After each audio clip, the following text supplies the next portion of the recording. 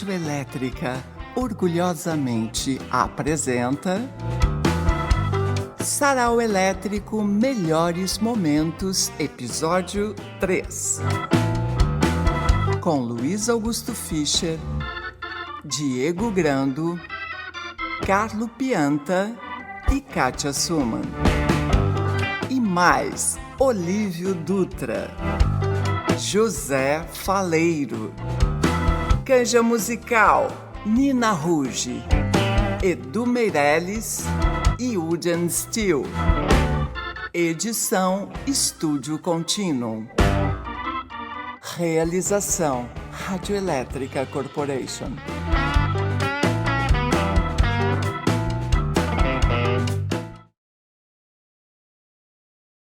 Uma crônica do Faleiro chamada As Caixinhas. Na primeira vez que eu tentei parar de fumar, fiquei mais de 6 meses sem colocar um único cigarro na boca. Depois, na segunda tentativa, o período de abstinência caiu pela metade. Na terceira, nem sei, 1 mês sem fumar, talvez. Hoje em dia, tento largar o cigarro praticamente toda semana. O máximo que consigo é 3 ou 4 horas sem fumar, se tanto. É engraçado pensar nisso. Os números não... Eu já tentei... Já parei de fumar também há muito tempo, né? Mas primeira vez que eu parei 1 ano. Aí eu digo, pá, não estou mais viciado, beleza. Aí fui jantar com os camaradas e tal, um cara acendeu o cigarro do meu lado e digo, pô, deixa eu acender para ti. Hein? E voltei a fumar igual, entendeu? Mas depois foi uma missa para voltar, mas enfim. Tá, então, volto aqui para o Faleiro. É engraçado pensar nisso. Os números não mentem. Com o passar do tempo, minhas tentativas de me livrar do vício se tornaram mais e mais frequentes e não é necessário um curso de estatística para perceber que isso indica um genuíno desejo de parar de fumar. Por outro lado, sou forçado a admitir, cada novo período de abstinência ao longo desse processo acabou sendo sempre substancialmente menor do que o anterior, e isso também deve significar alguma coisa. Detesto quando alguém vem me contar sobre algum parente seu que fumou por anos, ou décadas, ou séculos, ou milênios, e um dia, sem mais nem meio mais, decidiu parar e parou assim, com a maior facilidade do mundo. Essa fui eu. Essa foi tu. Desculpa aí, gente. O meu pai foi assim também. Meu pai, eu era criança, mas eu me lembro. Eu ia comprar para ele Hudson, com ponteira, quando eu era pequenininho. E um dia o pai dele disse para ele, pô, parar de fumar. Ele pegou, botou no lixo e não fumou mais. Como é que pode, né, a pessoa? Como é que pode, Cátia? Explica aí. Porque assim, eu trabalhava em rádio, né, professor? Tu? Eu trabalhava. Bah. Aí eu ia gravar um comercial de 30 segundos e senti o pigarro, assim, eu falei, não, porra. Tu era uma guria ainda, 30 era uma e poucos. guria, não não tem nada. Aí deu, aí falei, resolvi, acabou. Você viu? Acabou. Tá aí o exemplo, falei, viu? Tu queria um exemplo, tá aí, ó, pronto. Ele diz que detesta quando alguém vem contar. Detesto mesmo essa história, detesto com força. Tá tudo escrito aqui. Às vezes, não satisfeito em me atazanar com isso, a criatura ainda acrescenta que vai da força de vontade de cada um. Deus me livre de ter uma faca comigo numa hora dessas. Sai de perto. É a força do ódio, no caso, do ódio do pigarro. Talvez eu pudesse me esconder atrás do argumento de que o vício é uma doença e, portanto, uma condição que pode acometer alguns e não outros. Predisposição genética, uma expressão elegante e muito em voga ultimamente. Acontece que eu não tenho propriedade nenhuma para falar disso. Não sou médico, não tenho intimidade intelectual com esse tipo de conceito, não me sinto à vontade para abrir a boca e dizer predisposição genética, como se eu soubesse do que estou falando. O que posso dizer é que, para mim, parar de fumar não é fácil. Sei que o cigarro vai me matar algum dia. Não raro, inclusive, tenho mais clareza desse destino do que o chato que vem me encher o saco falando sobre os malefícios do tabagismo.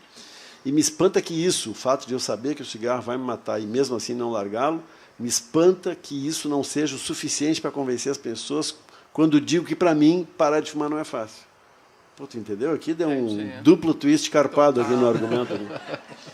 A fissura já me levou a cometer loucuras. Agora vem o lado B. Agora. Como na vez em que eu era porteiro noturno e achei que a profissão poderia contribuir para que eu largasse o cigarro de vez. O plano parecia infalível. Bastava ir trabalhar sem cigarro, sem fósforo e sem moedas. Eu não poderia fumar meu cigarro se não estivessem comigo. Não poderia acender um cigarro que eventualmente encontrasse pelo caminho se os meus fósforos não estivessem comigo. Não poderia comprar nem cigarros, nem fósforos se não tivesse moedas comigo. Tudo que eu precisava fazer, logo após vestir o uniforme e assumir o meu posto, era aguentar sem fumar até o início da madrugada. Depois disso, por maior que fosse a minha fissura, simplesmente não haveria o que eu pudesse fazer. porque toda a cidade estaria dormindo, inclusive os moradores do prédio onde eu trabalhava, de modo que não me restaria sequer o recurso humilhante de mendigar um cigarro quando algum condômino fumante estivesse de passagem pela portaria. Pus o plano em prática. E por volta das 3 da manhã, até os cabelos da minha bunda estavam arrependidos.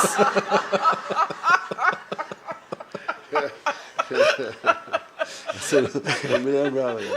Tem uma amiga minha que disse, quando ela parou de fumar, ela disse que quando o cara para de fumar, dá vontade de tirar as calças pela cabeça. Era como se cada célula do meu corpo pedisse uma tragada. Célula, tu vê que tu está na predisposição genética, célula. Não. Era como se minha vida dependesse de um cigarro. Não aguentei. Chutei o balde, como dizem. Abandonei meu posto e saí vagando pelas ruas da Bela Vista até encontrar algum outro porteiro de algum outro prédio que fumasse e estivesse disposto a me dar um cigarro.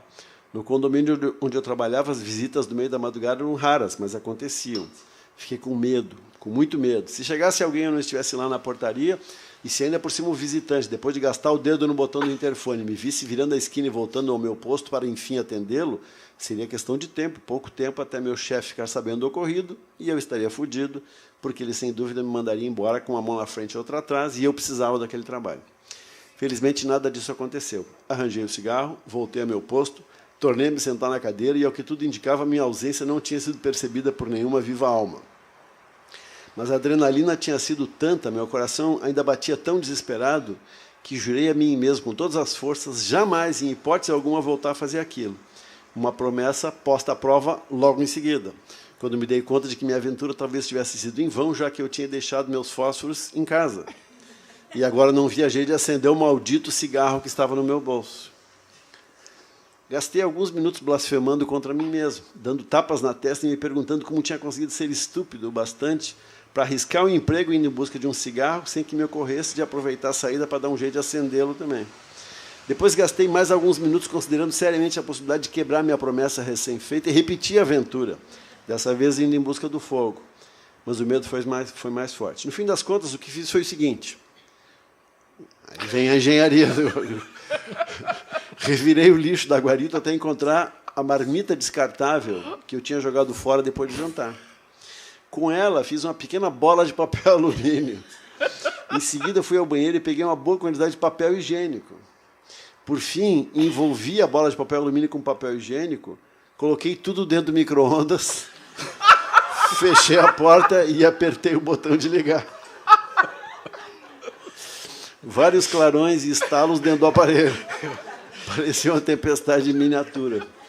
Assustado, recuei um pouco e fiquei com medo de chegar perto para apertar o botão de desligar. A saída foi arrancar o plugue da tomada.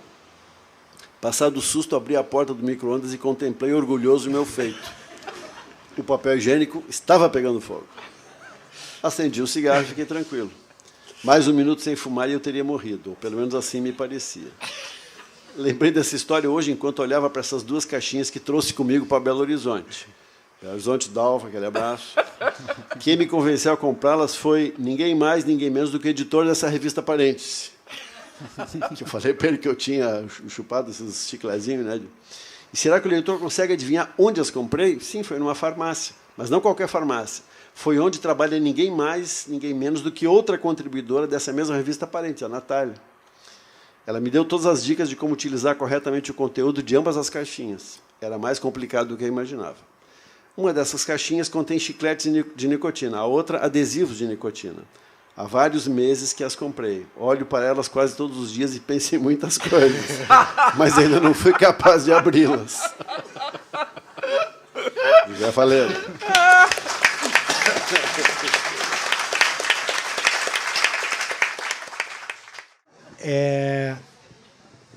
Tá, eu vou voltar para o papo sério aqui.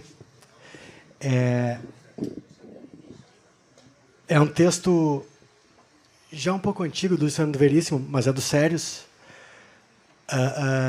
cujo título é Lição de Economia. Estão ligados, né? Os economistas, com sua linguagem esotérica, complicam uma coisa que, na verdade, é muito simples. A economia é simples como o beabá. Tão simples que pode ser ensinada como nas velhas cartilhas. Eva vê a uva. Lulu vê a bola. O Totó faz au-au. Totó é o cachorro de Eva e só entra na história para amenizar o rigorismo do texto. Não é preciso dizer que tudo se passa no Brasil, num ambiente de classe média. Recapitulando. Eva quer a uva, Lulu quer a bola. O vovô vê a Eva. Guarde essa figura, porque ele se tornará importante mais adiante. O Totó faz au-au. Claro até agora? Se vivêssemos numa sociedade primitiva, Eva pegaria a uva e Lulu tomaria a bola na marra. Ou então, numa economia de troca, elas dariam alguma coisa em troca do que queriam. Eva podia dar ao Totó, que perplexo faria eu. Mas, como vivemos numa sociedade em que as coisas têm seu valor em dinheiro, Eva e Lulu devem pagar pelo que querem. A uva custa 1 tostão e a bola custa 10 mil réis. Lembre-se de que é uma cartilha antiga. Eva tem 1 tostão para dar pela uva. Agora, 1 tostão é menos do que custou para produzir a uva. Ao custo dos insumos, do transporte, do intermediário, a uva custa 1 tostão porque o produtor é subsidiado. Vovô, que é do governo, sorri para Eva. Ele sabe que os subsídios vão acabar. Quando Eva quiser um cacho inteiro, vai ter uma surpresa. O vovô é brincalhão. Lulu não tem 10 mil réis para dar pela bola. Lulu pergunta ao vovô o que fazer. O Totó faz ai. O vovô diz que Lulu pode pedir dinheiro emprestado. E não deve comprar só uma bola, deve comprar muitas. De todas as cores. Afinal, o Brasil é uma potência emergente. Pela Resolução 63, Lulu pode pedir dólar emprestado. Dólar é muito melhor que 1.000 réis. Dólar compra muito mais bolas coloridas. Lulu pede dólares emprestados. Lulu compra muitas bolas coloridas. Lulu fica devendo muitos dólares. O governo decreta a maxi desvalorização do 1.000 réis. Lulu fica devendo muito mais dólares. Eva comeu a uva. Eva quer mais uvas. Eva pede para o vovô dizer para o papai aumentar a sua mesada. O vovô ri muito. O Totó, prevendo o pior, faz ui. O vovô diz que pediu ao papai para diminuir a mesada. O vovô tem cada uma. Lulu tenta vender suas bolas a Eva. Eva não tem dinheiro para comprar as bolas de Lulu. Eva propõe a troca do Totó por uma bola. O Totó, indignado, tenta dizer, troquem de vovô. Mas só o que sai é au. Ele conclui, resignado, que talvez nosso destino seja esse mesmo. Eva vê o ovo, mas não pode nem sequer pensar em comprá-lo. Veríssimo.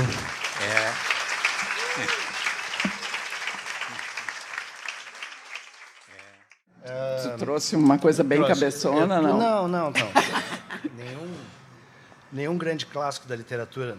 Eu trouxe o Don Quixote. Uma coisa que eu fiquei pensando, foi o tema mais difícil do sarau de toda a minha vida, né? Porque eu fiquei procurando, eu comecei a catar coisas que se relacionassem tanto à publicidade quanto a consumo, né?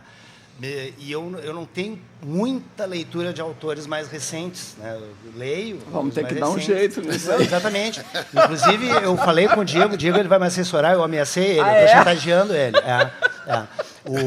Eu disse para o Diego assim, Diego, eu estou sabendo de tudo. Ele, mas o quê? Não, estou sabendo, eu vou contar. E ele ficou preocupado, entendeu? Eu vi o que você fez. E aí, não, preciso que tu me ajude. Ele, tá, tudo bem. Tá, mas não fala para os outros, tá? Ficou assim.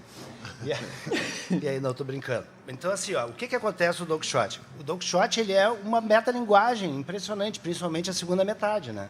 Porque o Cervantes, ele lançou 2 volumes. Ele lançou um, e aí ele ficou preso 20 anos por dívida, né? 20 anos, mal na foto. Quando ele saiu da cadeia, um outro cara lá tinha lançado o 2º volume do Don Quixote. Uma continuação da história. E ele ficou irado. Então, todo o prefácio do 2º volume é uma coisa maravilhosa, que é ele achincalhando o cara que escreveu a continuação dele, né?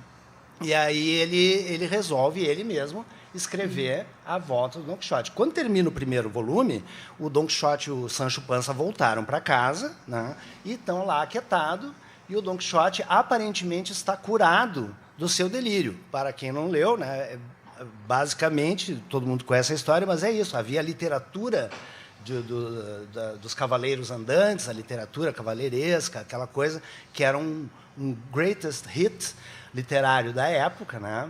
E aí o gancho é esse, quer dizer, que eram coisas que já só através da imprensa já estava criando essa forte impressão nas pessoas, por assim dizer.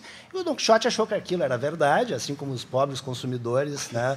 E saiu com o Sancho Panza para lá e para cá. Eu só vou ler um trecho pequeno que é o início do segundo capítulo, onde o Don Quixote da segunda parte, perdão. Que é a antipropaganda, isso? Não, eu só estou aqui os efeitos maléficos da propaganda. Esse é o assunto, tá?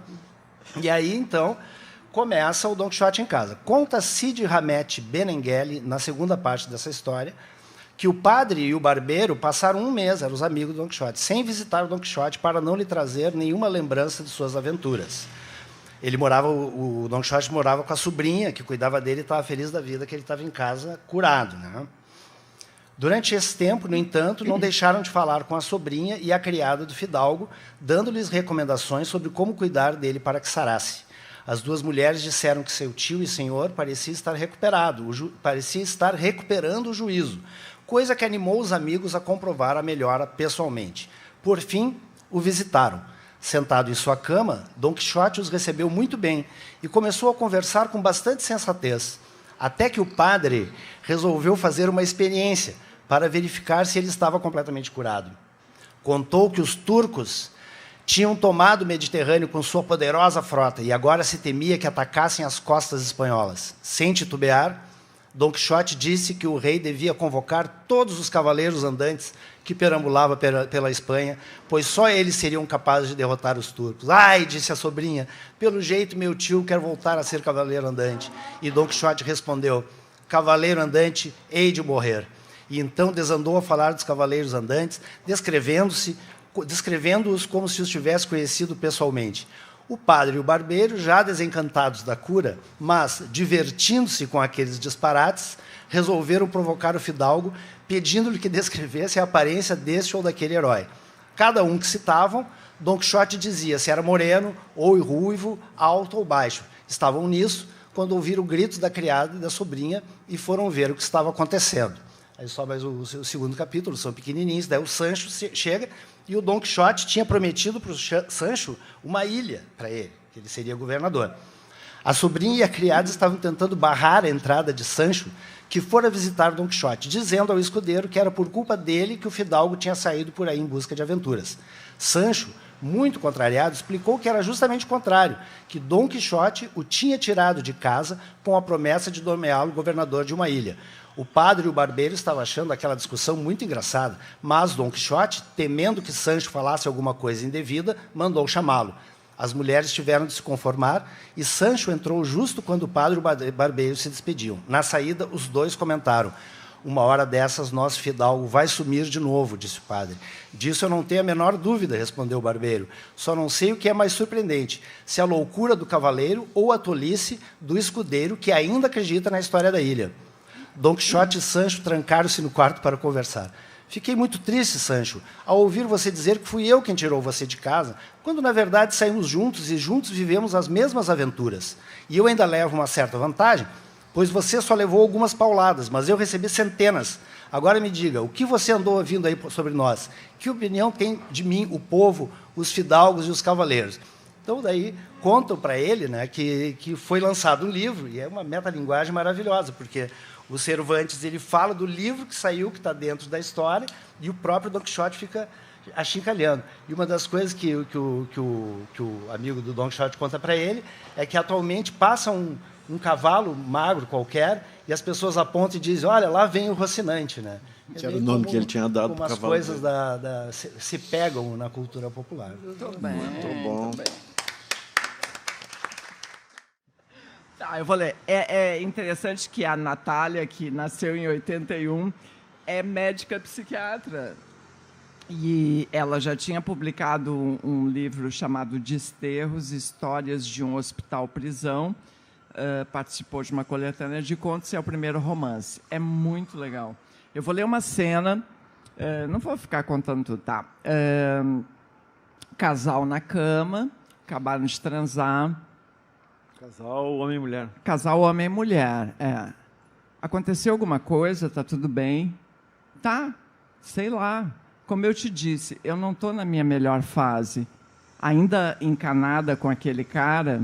Esse cara, essa figura esse cara fez o ghosting, entendeu? Teve uma relação com ela e pá, sumiu. Patrick Swayze. Sumiu. E aí deu um branco na vida dessa mulher que vai tentar entender. Esse é uma performance meio comum, assim, né? Não sei. Do macho. Macho hétero. Comeu, joga fora. Não, é pior. O cara se envolve, faz uma história, daqui a pouco, tchum.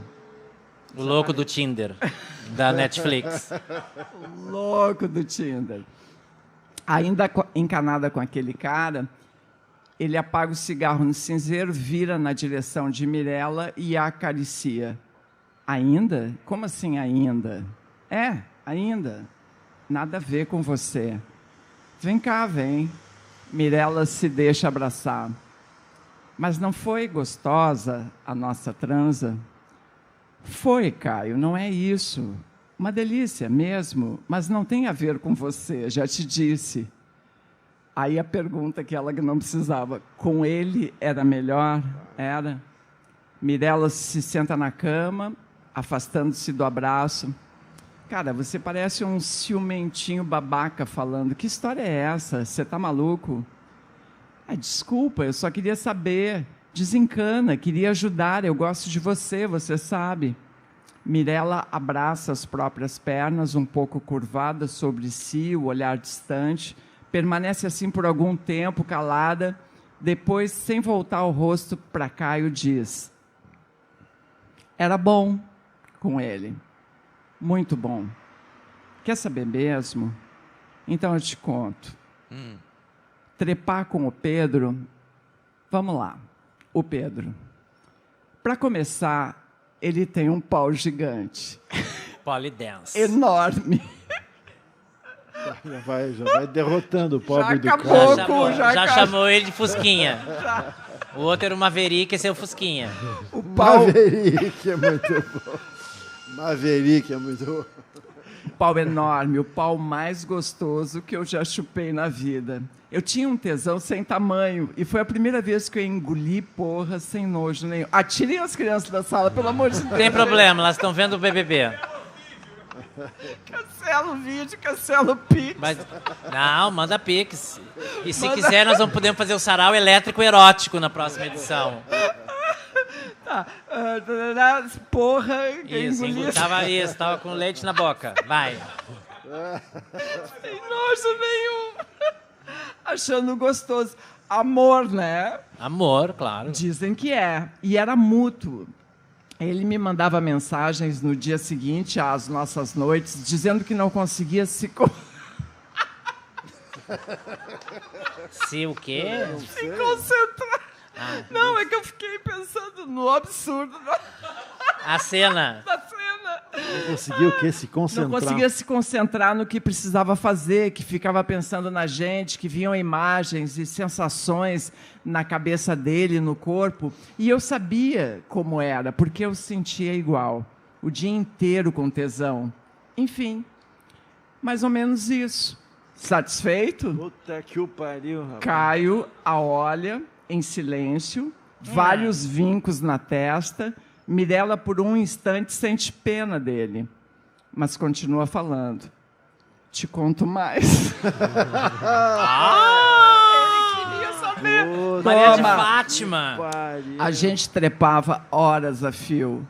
Ele me lambia da cabeça aos pés, ó, Miltinho, e eu me molhava e salivava a ponto de babar, sabe? Baba, baby, baba. Kelly Key. E não tinha essa coisa de trepar várias vezes, não, que isso aí, pra mim, é coisa de quem não trepou uma vez direito. Tem que ter começo, meio e fim, uma vez só e pronto. Mas daquelas que tiram a gente do espaço-tempo, eu me esquecia de quem eu era. E depois, uma sensação de paz, de completude, e não essa sensação estúpida de vazio. Caio pisca. Hesita. Caio pisca! Qual dos olhos do bebê de 3 olhos? Hesita e acende outro cigarro. O Caio já está com uns 10. Sentando-se na cama, afastado de Mirella. Mas era melhor quando eu ficava por cima. Ele não tinha muito ritmo. Você tem mais. Uma cinza cai no lençol, ele dá mais um trago, apaga o cigarro mal começado, se levanta, se veste e, sem dizer nada, sai do quarto. Mirella está deitada de bruços, a cabeça afundada no travesseiro, quando escuta a porta da casa bater. Goodbye, Lenin. Essa é a Natália Timmerman, copo vazio. Cara, eu quero ler um texto aqui que já é um clássico, assim. Aliás, vocês já devem ter lido esse texto aqui, que é um texto do Marcelino Freire, que saiu no livro Balé Ralé, Homo Erectus, é o nome do texto. Eu tenho, não sei, acho que não é novidade para ninguém, né? Eu estou escrevendo um romance também, que eu quero lançar ano que vem, e eu quero trabalhar essas coisas das masculinidades tóxicas e tal. Na real, as masculinidades possíveis, né, que não são só as tóxicas. E aí eu tenho procurado textos que dialoguem nesse sentido. E aí cheguei nessa pérola aqui. Vamos lá. Homo erectus. Sabe o homem que encontraram no gelo? Encontraram no gelo da Prússia, enrolado, perto das colinas calcárias da Prússia. O homem feito um feto gelado, com a sua vara de pesca. Sabe o homem que encontraram com seu machado de pedra? O homem que tinha a cabeleira intacta, arcada dentária. O homem meio macaco, funerário, fossilizado na encosta que o engoliu, você viu? Tataravô dos mamíferos do Brasil. Homem vestígio. O homem engolido pela terra primitiva, da era quaternária, secundária, que caçava avestruz sem plumas, caçava o cervo turfeiras, javali e mastodonte, ia aos mares fisgar selacanto, inimigo de rinoceronte. Sabe deste homem? Irmão do homem de Piltdown, do homem de Neandertal, do velho Cro-Magnon, do homem de Mauer, dos Incas até, dos filhos do Sol, das tribos da Guiné, o homem de 100 mil anos antes de nossa era, o homem com mandíbula de chimpanzé, parecido o mais terrível dos répteis carnívoros do Cretáceo, um mistério maior que este mistério, navegador de jacaré, não sabe? Homem desenterrado pelos viajantes, por acaso, pela paleontologia, não sabe? Ressuscitado, o homem de ossos miúdos, esmiuçados, abertos para estudo, a visitação nos museus americanos, como uma múmia sem roupa quase, flagrada como se estivesse dormindo nas profundezas do mundo oceânico, o homem embrionário, das origens cavernosas da humanidade. Sabe este homem, não sabe? Pintado nas cavernas da Dordogne, mesolítico, nômade, perdido. Este homem dava o cu para outros homens. E ninguém, até então, tinha nada a ver com isso.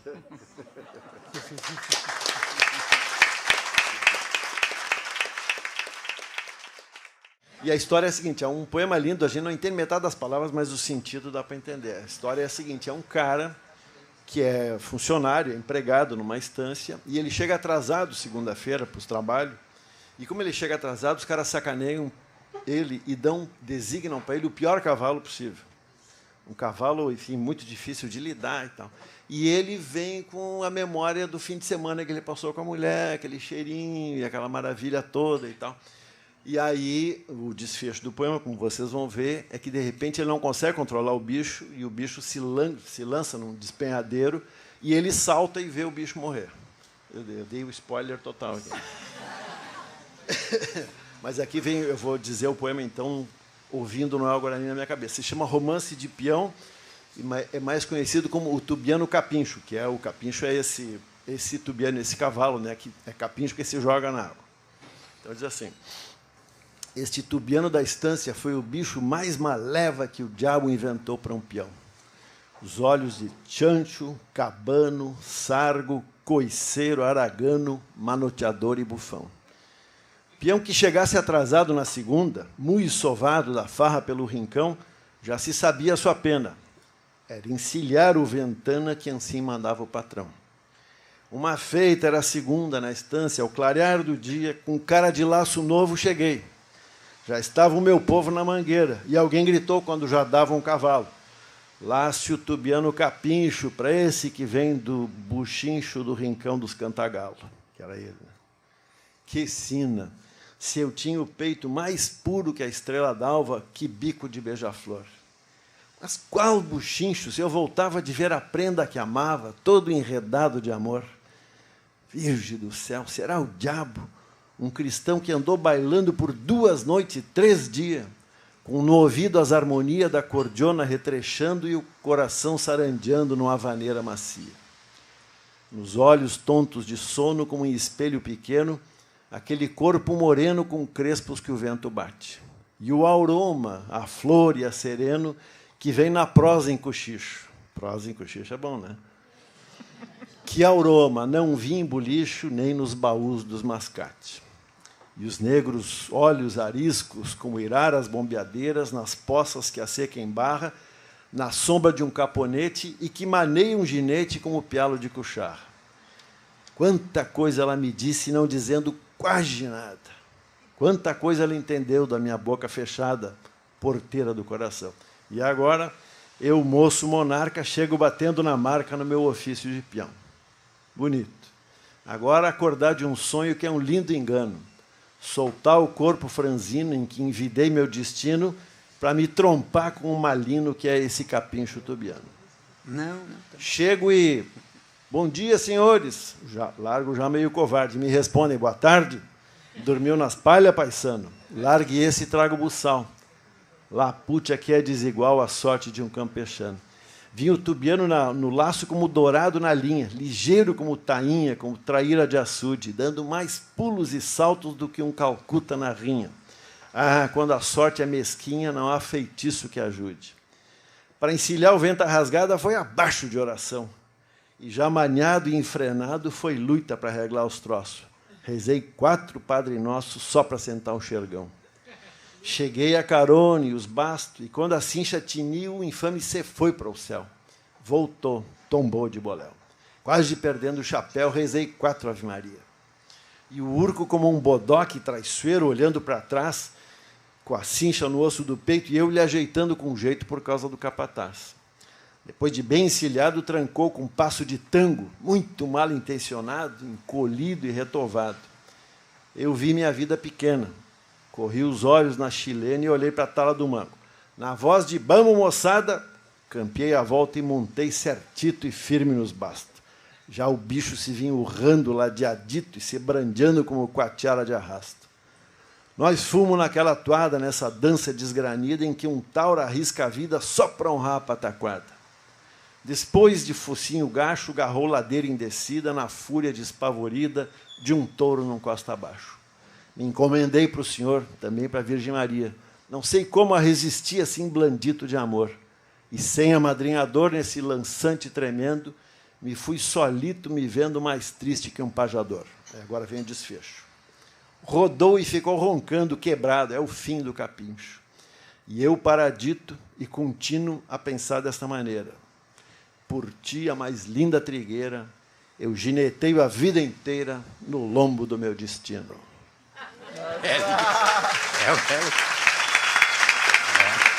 Aureliano de Figueiredo. Aqui vou ler um poema intitulado No Rio. Tá, mas é mentira, porque não é o Rio de Janeiro. É mas é no Rio. É só um rio. Eu vou ler um poema de uma poeta norte-americana chamada Louise Gluck, que foi a última mulher... Fala de novo. Essa pronúncia eu inventei agora, tá? Mas é Louise Gluck. É que ficou meio francês. Ela é... Não, é norte-americana. Ah, mas ficou bem. Tá bom. Ah, eu achei legal. Desculpem, então, pela pronúncia. Enfim, foi a última mulher a receber o Prêmio Nobel 2020. Nobel de Literatura. Esqueci de avisar que era chegada a hora da melancolia também. Mas é um poema que eu acho de fato muito bonito, uma história de família, relacionamentos e gerações que eu acho muito bonita. É bem narrativo, assim, é bem... No Rio. Numa noite de verão, minha mãe decidiu que era uma boa hora para me contar o que ela entendia por prazer. Embora desse para notar que sentia um desconforto com essa cerimônia, que tentou ocultar segurando minha mão, como se algum parente tivesse acabado de morrer. E prosseguiu segurando minha mão, enquanto fazia seu discurso, que mais parecia um discurso sobre engenharia mecânica do que uma conversa sobre prazer. Com a outra mão, segurava um livro no qual supostamente aprendeu os principais fundamentos. Ela fez a mesma coisa com os outros 3, meus 2 irmãos e irmã, e o livro era aquele mesmo de sempre, um livro azul escuro, ainda que cada um de nós tivesse seu próprio exemplar. Havia um desenho na capa de um homem e uma mulher de mãos dadas, mas bem afastados, como que separados por uma estrada de terra. É evidente que ela e meu pai não tinham vocabulário para o que faziam, e que, pelo que presumi, não se tratava de prazer. Ao mesmo tempo, seja lá o que mantém o laço entre seres humanos, não se parecia em nada com a frieza daqueles diagramas em preto e branco que sugeriam, entre outras coisas, que só era possível ter prazer com uma pessoa do sexo oposto. Nunca 2 tomadas sem, digamos, um plug. A escola estava em recesso. Voltei para o meu quarto, fechei a porta. Minha mãe foi para a cozinha, onde meu pai servia 2 copos de vinho, para si mesmo e para um convidado invisível, que, surpresa, não apareceu. É só meu pai e seu amigo Espírito Santo celebrando noite adentro até a garrafa acabar. Em seguida, meu pai continua sentado à mesa, diante de um livro aberto. Gentilmente, para não envergonhar o espírito, meu pai servia todos os copos. Primeiro para si, depois para o convidado, para lá e para cá, todas as noites. A essa altura, eu já tinha saído de casa. Era verão, meus amigos se encontravam no Rio. Aquilo tudo parecia um grande constrangimento, mas a verdade era que, à exceção dos meninos, talvez nós não entendêssemos de mecânica. Os meninos tinham a chave diante dos olhos, a mão, se quisessem, e muitos diziam já tê-la usado. Assim que um deles afirmou o fato, os outros confirmaram, mas é claro que tinham irmãs e irmãos mais velhos. Sentados à beira do rio, discutimos o tema paz, de modo geral, e mais especificamente o sexo. Trocamos muitas informações, e é claro que o assunto era inesgotavelmente interessante. Mostrei o livro ao grupo, O Matrimônio Perfeito, e caímos na gargalhada. Uma noite um menino trouxe uma garrafa de vinho e todos nós bebemos. Naquele verão, cada vez mais entendíamos que algo estava prestes a acontecer conosco e que seria transformador. E o grupo, todos nós que fazíamos parte dele, esse grupo seria desfeito como uma casca que se abre e liberta o passarinho. É claro que apareceriam 2 pássaros, pares de pássaros. Sentados no bambuzal na beira do rio, arremessávamos pedrinhas. Quando as pedras batiam na água, dava para ver as estrelas se multiplicando como explosões de luz, cintilando e se extinguindo. Eu estava começando a gostar de um menino, não para conversar, mas para admirar. Eu gostava de sentar atrás dele para examinar sua nuca. Depois de um tempo, nos levantávamos e no escuro voltávamos para a cidadezinha.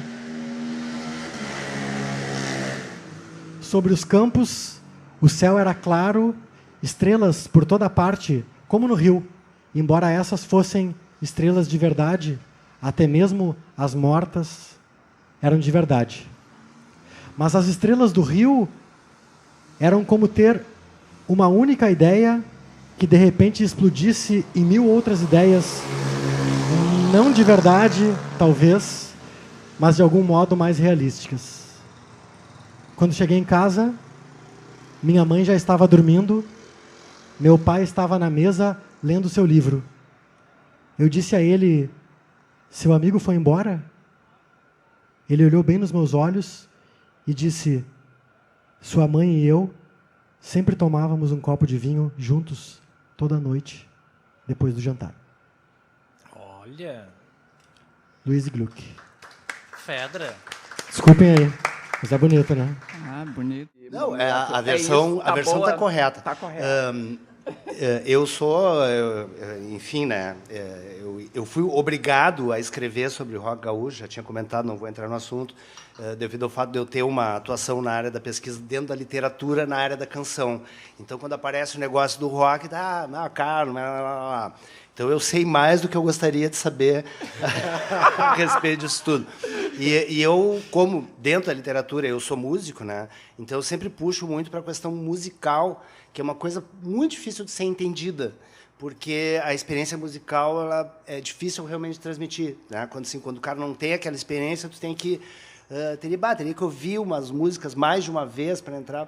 Onde é que eu quero chegar? Eu quero chegar que existe uma coisa musical no som do New Wave, que o New Wave é um rótulo muito vasto, né? Então o New Wave vai desde de rock and roll tipo Stray Cats, que vai influenciar o TNT, né?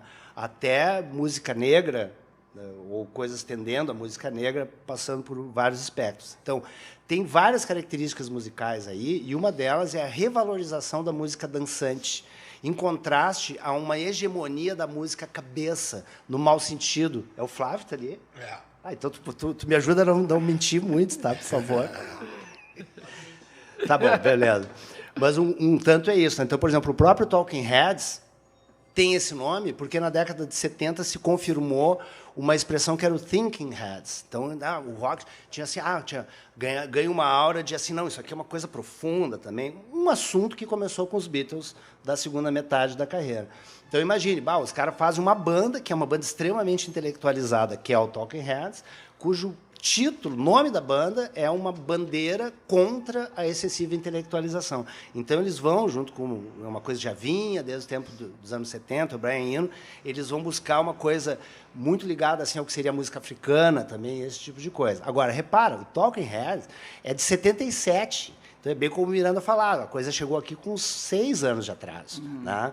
E não teve muita coisa. Então, a gente saiu direto do progressivo ripongagem brasileiro para um new wave meio torto, escroto, assim, entendeu? Dentro de um ambiente completamente incipiente. E sem acesso aos bons instrumentos e tudo mais que fazia. Quando tu fala do Brian Eno, ele tinha tudo, já estava há mais de 10 anos sendo o Brian Eno já, né? Sim. E esse é um problema do rock brasileiro desde o final da década de 60, é que aqui a gente sempre se virou com o que tinha aqui, o menos pior dos instrumentos brasileiros. Havia algum que outro bom, mas não venham com delongas. Quer dizer, se tu é um pé de chinelo total em Londres, em 77, tu compra um instrumento que aqui vai custar hoje 20 mil reais. Vai comprar um baixo Fender americano. E vai sair o som de um baixo Fender americano. Então, o som, o timbre, é muito importante nessa área. Em todas as áreas, evidentemente, né? Mas, para nós, aqui ficou realmente uma capenguice. Então, o que acontece? Eu fiquei amigo do Miranda, assim, o que me... esse cara, porque o Miranda foi a primeira pessoa que eu conheci, que conhecia e gostava de Talking Heads. Meus amigos surfistas, 1 ano depois de 84, já estavam tudo gostando de Talking Heads e The Police. Mas quando eu comecei a ouvir, era uma coisa assim, eu quase apanhei. Acho que eu era tudo mato, tu chegou com o facão. E era uma coisa assim que não tinha. Eu era o fedelho da turma, então assim, eu não tinha voz ativa nenhuma. Eu tinha que ouvir. Eu gostava das outras músicas, né? Tocava muito Dire Straits, Rolling Stones, Led Zeppelin. Ainda não tinha chegado o reggae no surf gaúcho, né? Porque depois que chegou nunca mais saiu. Que é um Austrália, né? Austrália. Tá, eu vou interromper a tua palestra. E aí o Miranda nos apresentou todos. Claro. É aí que eu queria chegar. O Miranda, você sabe, né? O Carlos Eduardo Miranda. Uma salva de palmas para o Carlos Pianco. Pensei que era pro Miranda, mas tudo bem. Pro Miranda também. É que gaúcho não é fixe, tem no Paraguai. No Paraguai a pronúncia é diferente. Aqui é gaúcho, no Uruguai, na Argentina é gaúcho. Né? Mas no Paraguai tem uma outra pronúncia que eu não estou lembrado aqui. Mas, enfim, mas é gaúcho. Né? Então, território grande aí na América Latina, e particularmente aqui na ponta mais meridional da América Latina. E essa figura, né, tem essa denominação aí. Mas eu vou dizer um verso de memória aqui, meio distoante, não é, da seriedade desse poema do Jaime, né? Bonito, né? Bonito. Eu vou dizer um que é do Aparício Barrilo, não é? E é uma espécie assim de dor de cotovelo guasca. Não faz mal? Não. Sempre tem algum descornado aí que vai gostar. É um Lupicínio Rodrigues, assim? Exatamente. Né? Ali, então, ele diz: traga de vez a garrafa, bolicheiro me despacha, que hoje não mais se emborracha quem nunca se emborrachou. Quero beber do gargalo para curar este pialo que o tal de amor me atirou. Sou índio duro de queda, mas fui pegado de jeito. Bateu-me a argola no peito e ali no mais me planchei.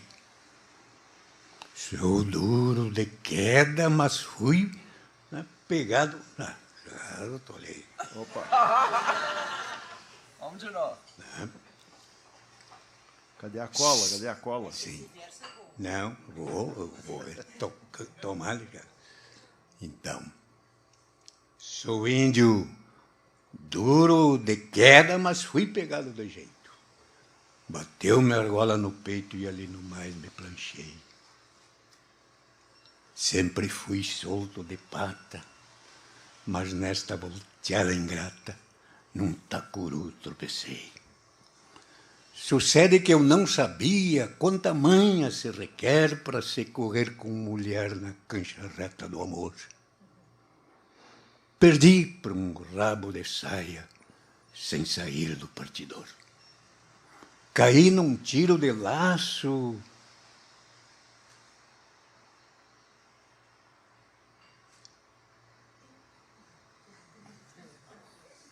de uma morena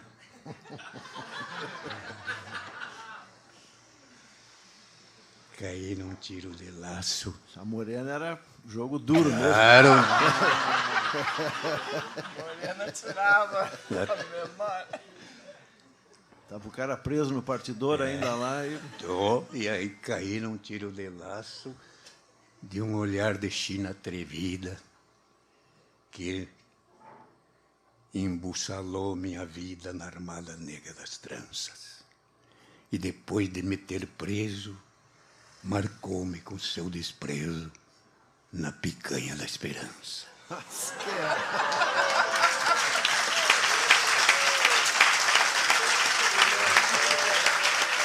Desprezo não há quem cure, não há remédio que impeça.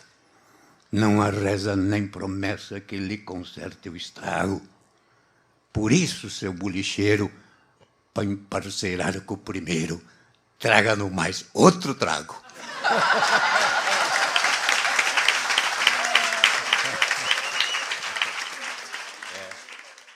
Tá, eu vou ler então. Eu não vou ler inteiro, tá? O Nego Pumba. Mas eu vou ler um trecho. Eu adoro esse texto, acho muito lindo. E é dessa coletânea de crônicas. Mas em que mundo tu vive? Tem umas coisas que se eu ler errado aqui, tu me... Tá. Eu nem estava nas pilhas de ir para os infernos naquela noite, nas que é. Tem vezes que o cara tá só por ficar de galinha morta. E daí nada era catar esses farelos de felicidade na desgraceira sem fim que é a vida do cara. Só que é foda. Os negros me arrastaram. Para isso, os miseráveis bem que tem o dom. Larguemos de mulão, pesado nos kits, que era início de mês e estava todo mundo com as mascadas. Nem me pergunta para que lado andava a lua. E eu ali, mas no veneno, só por azedar a caminhada, ciente da minha cara de cu, respondendo tudo com um estalo de língua e com um te fuder. Nem pelo raio eu tava. Quando os negros começaram a se coçar, me fiz de louco para andar de ambulância. Mas dei um pé na boca com eles. Melhor do que ficar fritando sozinho na parada. E daí, quem é que eu pecho de louco, virado num morto-vivo na escuridão da serra? O Nego Pumba. Sereno, não era novidade, já estava todo mundo comentando, já que ele estava na pedra. Só que ver é outra coisa, titio. Ver é outra coisa.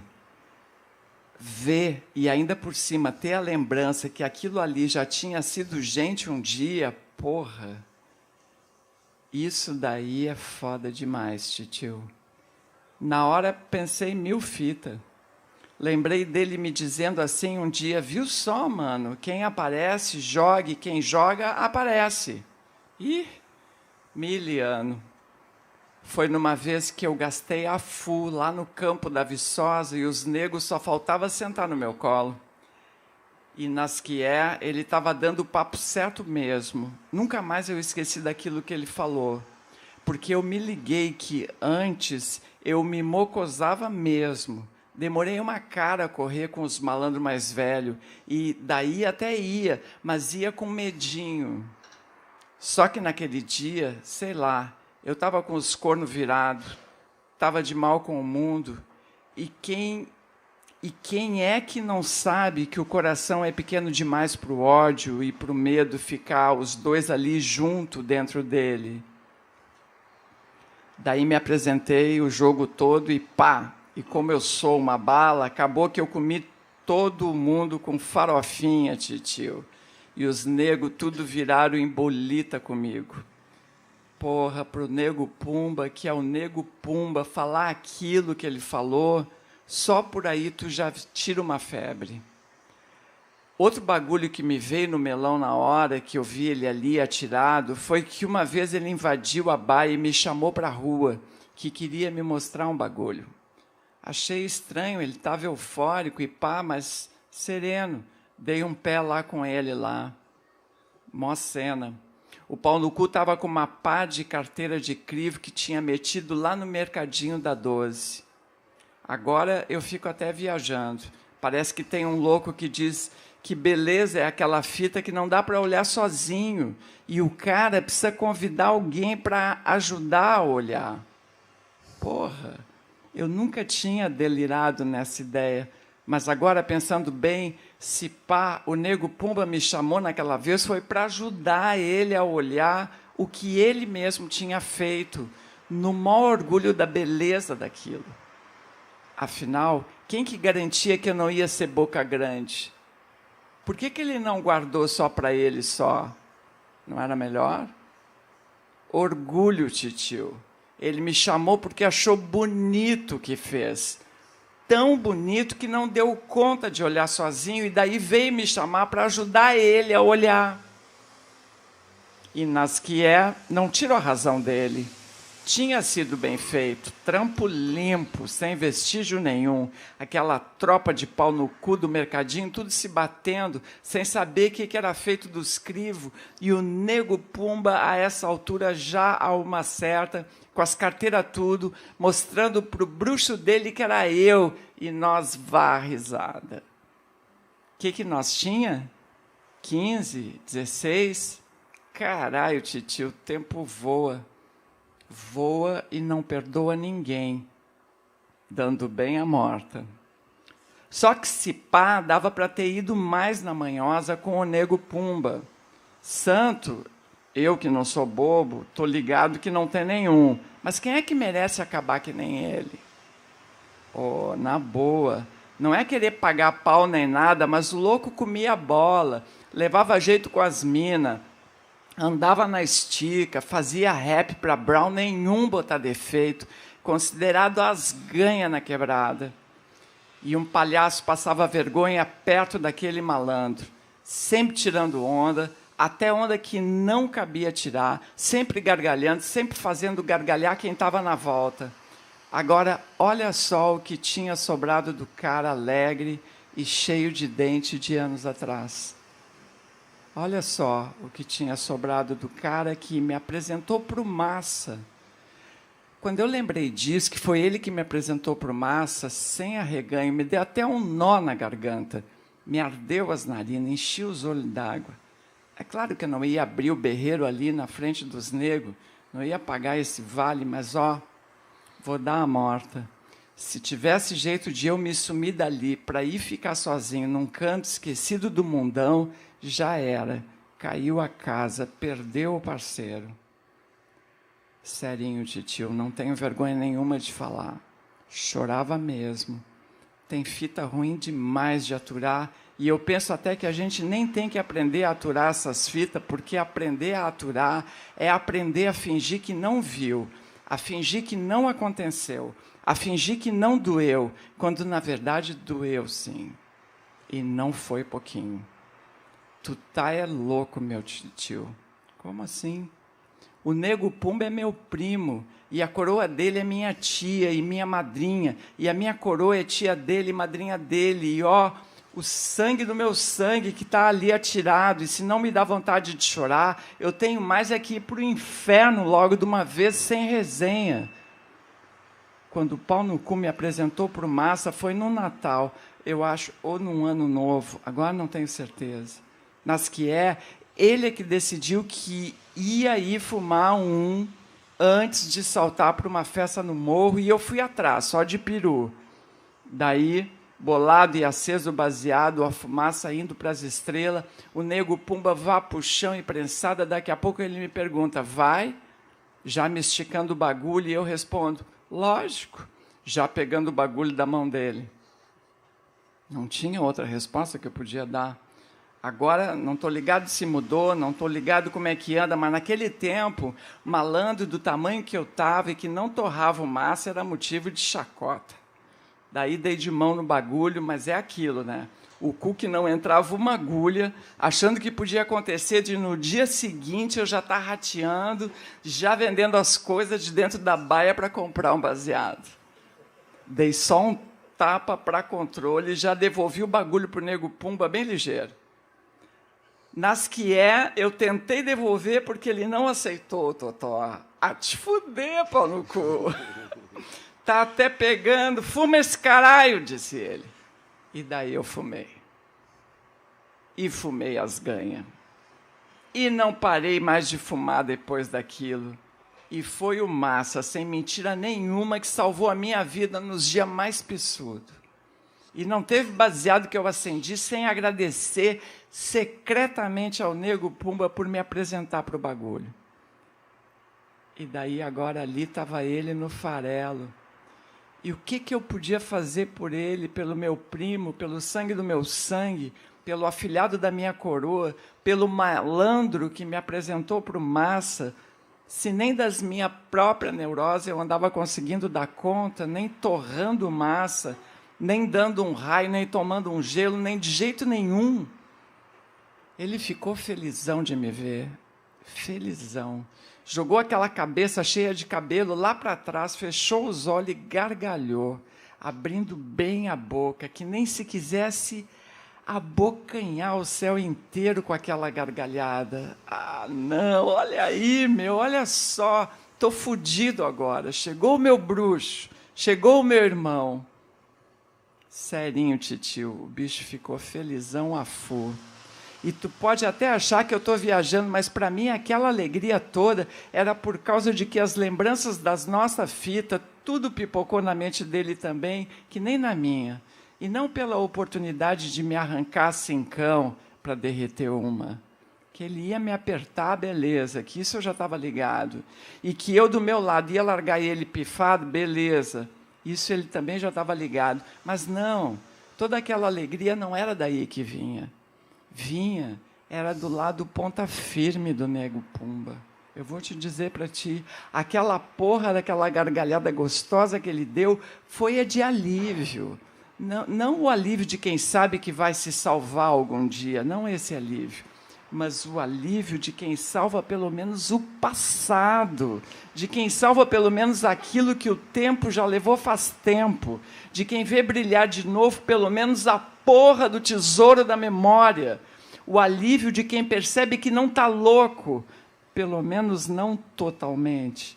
E daí tira do melão qualquer dúvida sobre o sabor bem bom que a vida bem que já teve lá atrás, naqueles momentos raros, cada vez mais distante, cada vez mais difícil de lembrar, cada vez mais difícil de acreditar, mas que agora ele tinha certeza que ia ver o mesmo, só por causa de botar os olhos em mim e sentir tudo gritar dentro dele. Abracei o Nego Pumba com força, e acho que naquela hora ali, sem arreganho, eu preferia estar lá no fundão do abismo com ele do que nós estar assim, ele lá e eu cá. Depois do abraço, ele me olha e me diz, porra, vagabundo, e esse cavanha? Tu tá a cara do teu pai. E gargalha de novo, ainda mais aliviado. Para mim foi demais, não deu. Acelerei o processo, disse que tinha que saltar fora, dei 5 na mão dele, nem esperei ele pedir. E disse para os negros que estavam comigo que já era, que eu não ia para os infernos porra nenhuma, que eu tinha uma fita de 1000 graus para resolver, que eu tinha esquecido, e daí saltei de cena, larguei fincado. Mas eu não fui para a baia, não, meu titio. Eu fui ficar sozinho, num canto esquecido do mundão.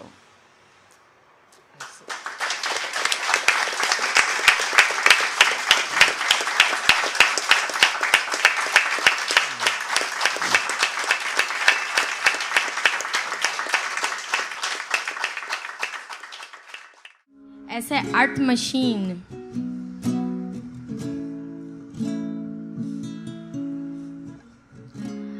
I can be confused with the words I know, but my friends told me not to stop. I won't. That's why I'm here, to keep on walking and believing in my truth. The only thing I cannot lose. What kind of humans are we? I want to make the world less gloomy. I want to drink from a fluent sea. Flowers grow on my wings while they are judging me. I am not as no, I'm not a machine. I'm not a factory girl of your dreams. I want to respect. I can't do this on my own. My song is my place. Oh, feeds my heart and soul. Oh, oh, oh, oh, oh, oh, oh, oh, oh, oh, oh.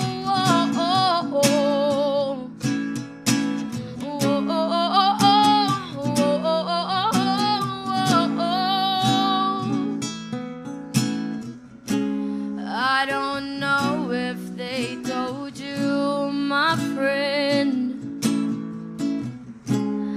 life isn't just about Instagram. How do you feel? I pray they won't drive you really mad until you lose your head and become sad. And become sad. I am not as no, I'm not a machine. I'm not a machine. I'm not a factory girl of your dreams. No, I want your respect. I can't do this on my own. My song is my place. Oh, feeds my heart and soul.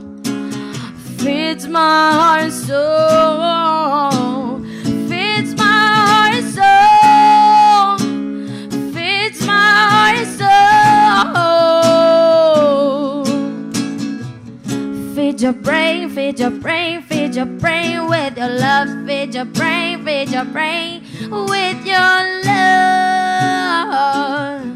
with your love. Feed your brain, feed your brain, feed your brain with your love, feed your brain with your love, with your love.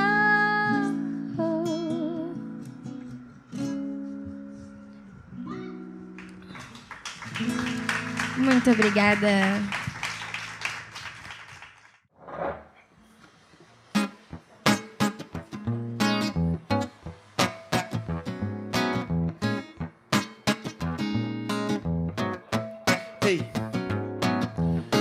Sinto na pele a brisa desse ar, desses campos nesta terra a brotar. Quando eu sinto firme na terra, no chão, eu sinto a força, sinto amor no coração. O que eu quero nessa vida é desapegar. Eu tenho mais é que viver e não chorar.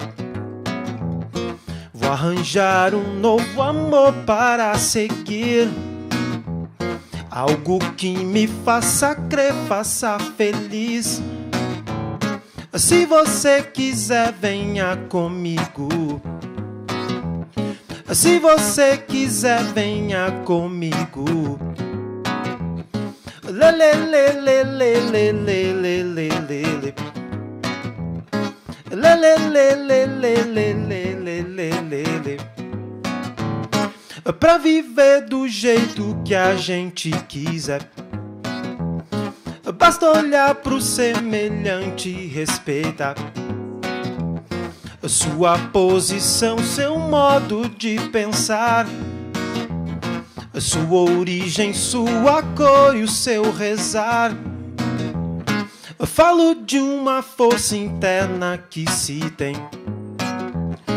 empatia e amor pra ir além, estender a mão ao outro sem cobrar algo em troca além de amor e o bem-estar.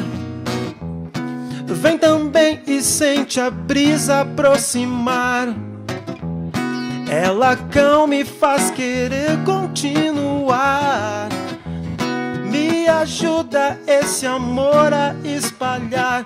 Eu não tô pedindo muito, muito.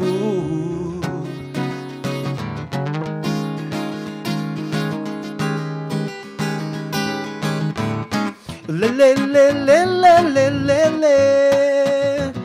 Lê, lê, lê, lê, lê. Lê, lê, lê, lê, lê. Lê, lê, lê, lê, lê, lê, lê, lê. Lê, lê, lê, lê, lê. Lê, lê, lê, lê, lê. Vem também e sente a brisa aproximar, ela calma e faz querer continuar. Me ajuda esse amor a espalhar. Eu não tô pedindo muito. Vem também e sente a brisa aproximar, ela calma e faz querer continuar. Me ajuda esse amor a espalhar. Eu não tô pedindo muito. Eu não tô pedindo muito. Eu não tô pedindo muito. Eu não tô pedindo muito.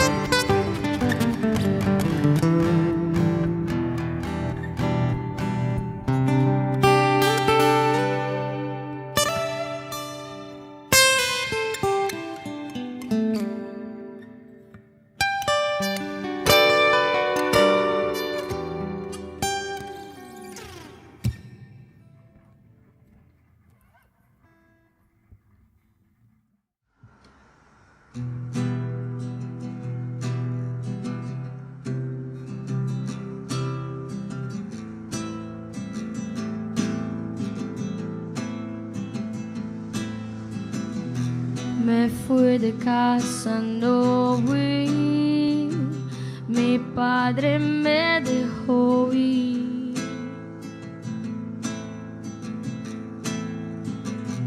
Volví para mi casa, para mis miedos antiguos, para mis viejas dudas, para mi conocida soledad.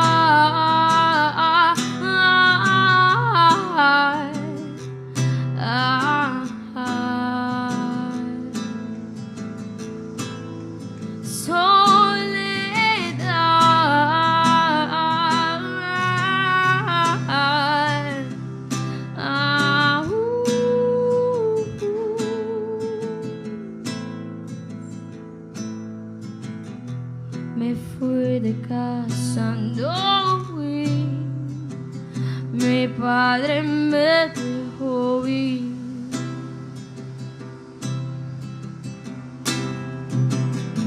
Volví para mi casa, para mis miedos antiguos, para mis viejas dudas, para mi conocida soledad.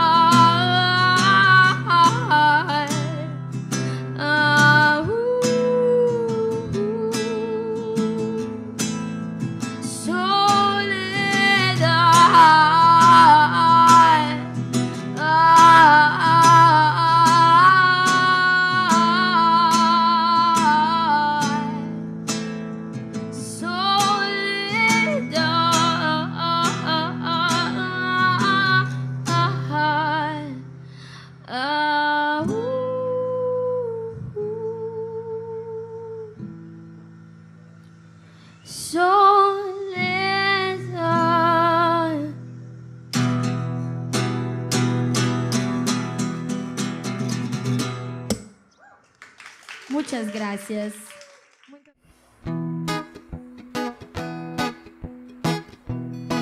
Não me chame de moreno, por favor. Eu sou preto por inteiro, sim senhor. Pode até ser vaidade, não me sinto à vontade, não me julgues pela cor. O meu sangue é de guerreiro, sim senhor. Me respeita no terreiro, por favor. Minha ancestralidade teve luta e coragem, então respeita minha cor. Ei. Salve os verdadeiros pretos brasileiros, a nossa fina flor. Bedeu e Pau-Brasil, Luiz Wagner, Benjor, Bezerra, Gilberto Gil, Leci, Brandão, Jamelão, pretos de verdade,